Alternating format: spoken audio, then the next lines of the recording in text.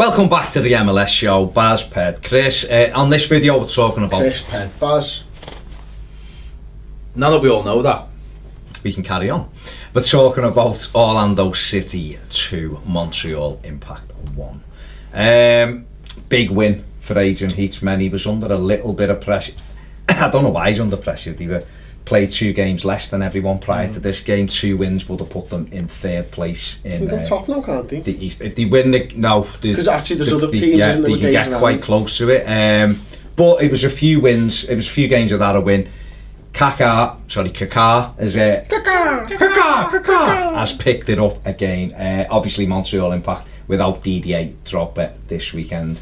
So went behind with the dodgy knee or hamstring or whatever it is this time. Went behind through a Piatti. Did you get him in the Mondo goal fantasy like I told you? There you go, he scored early on. And then it was that man, Cyle Larin Good Enough, who was carrying on. Mondo goal, nice one. As well.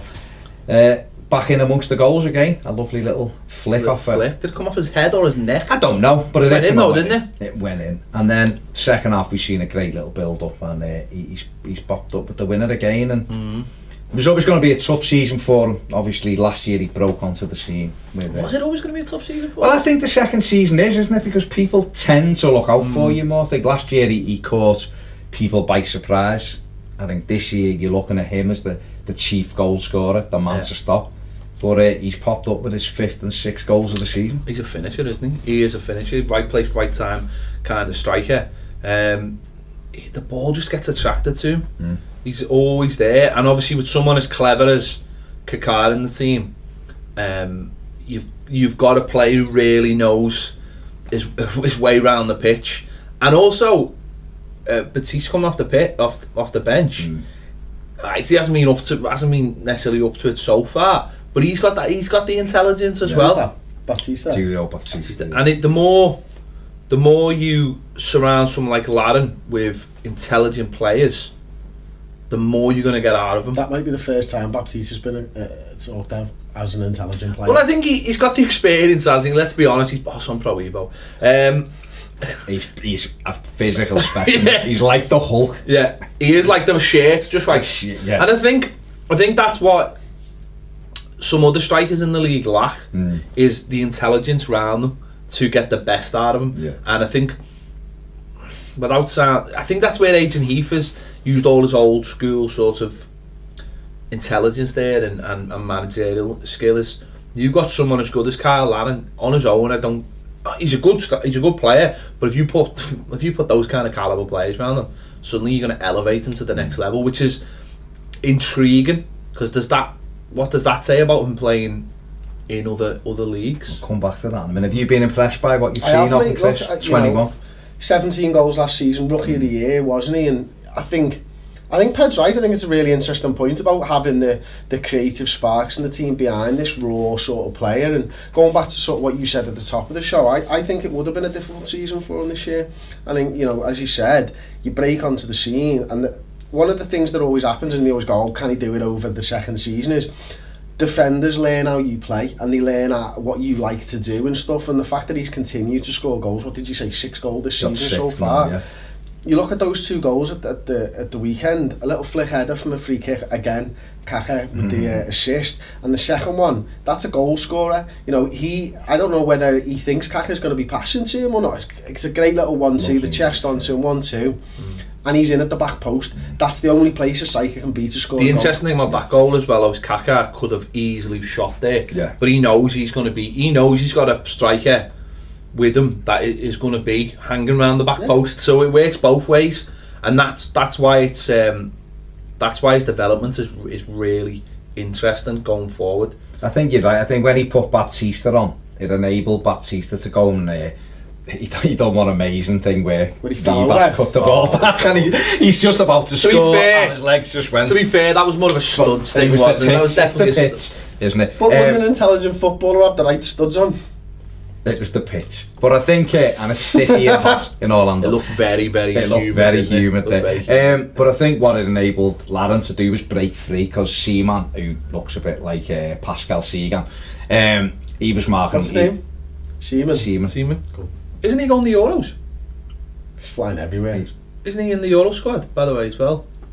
What's going on here? He's just throwing curveballs at me. He's throwing things. It's like at me. You're doing well because you're just ignoring what he's saying. I don't know. I think isn't he in the Belgium squad? Have I got that right? No, I think he's French. He might be. Anyway, him. Not Pascal Segan, he's retired. But I think it enabled Larin to good to do your preparation before you to break free. Rather than on the show. Because he was obviously, Carlos Rivas, who was just... He's a handful on the wing. He's fast, him, though. No, he is so fast. When he hits it and just runs 20 yards. Yes, he is. But he's so infuriating. Aaron Lennon 2.0. He can beat him and get to the byline, cannot cross. He can't, he just whacks it. He is so fast. But you know what? He's that kind of unknown quantity that often. Then he's good on Pro Evo as well. Yeah, that'd be great. Let's just go back to what you were alluding to before with Larin. Obviously the goals, that's, you've got 23 goals in MLS in the season and a bit. Orlando City just had a little tie-up with Phil Rawlins of Stoke City. Lazio reportedly sniffing round him. Could Larin, in your opinion, do you think he could maybe make a bit of a splash here in the Premier League? I think he could definitely come over here and give it a good go. It's really hard to sometimes, but the way he's scoring goals. So you get someone like Kai Kamara who has got a way of scoring goals and it's brilliant for MLS. He's a big lad, he puts himself about. I don't think that's that hard to deal with in the Premier League. I think we unless you're Everton, of course. Yeah. He scored. Well, he scored his own. He did score his own Premier League goal against Everton. I think we can handle players like that. But Cyle Larin's intelligence, and because he has got that ability to peel off players and find space when it's not there. Defenders don't like that, and that's what could give him an edge in the Premier League. And it'd be interesting. I know it'd be a big loss for Orlando. Yeah. And it'd be weird, wouldn't it, if he left Orlando and went to Stoke? Because it would almost be like, could you imagine Phil Rawlins' position? He's got Orlando. He's moving into this new stadium. Phil, can I just say, why are you moving into a new stadium with 8,000 less people able to go? I just can't get my head around this at all. Me and him were having a big discussion about this.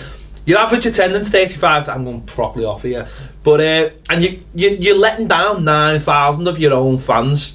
I don't get it, Phil. I don't get it. Anyway, we'll do a separate video on that.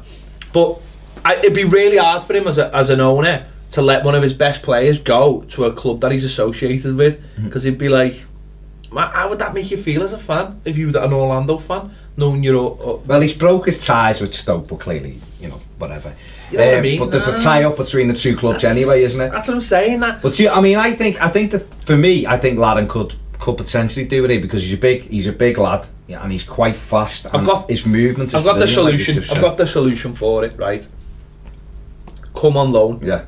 Come on loan. Do a little winter loan, like we've seen Lando and a few other people go. Do a little winter loan, and I tell you what, even if it's just for a month, he'll know. He'll know, but also it'd be good for his development, and it'd be good for Orlando. It would. It would be good. Chris, from the bits you've seen, do you think he could potentially do it? You know what?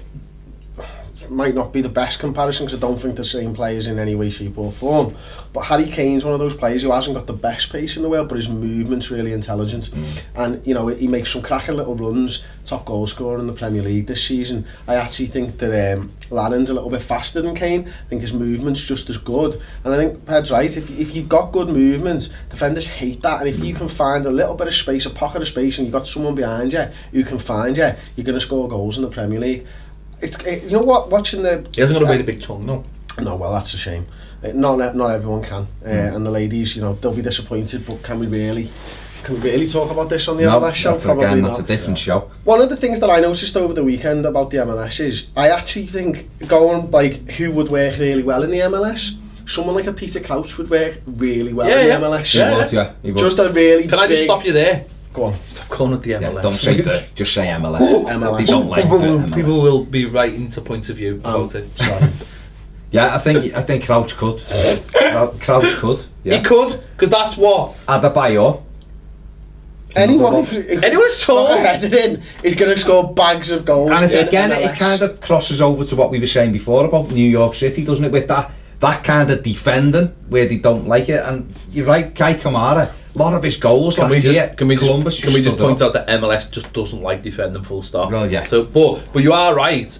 You've seen like Kai Kamara, he will score bags full because people like to get down the wing and people like to put crosses in, and you know, people obviously like to header the ball into the goal. So they're doing really well. But as a crossover, I think Larin could come over here because he can score all kinds of goals, and he's got movement and he's got pace and he's got something about him. And it's just a shame for America that he's Canadian.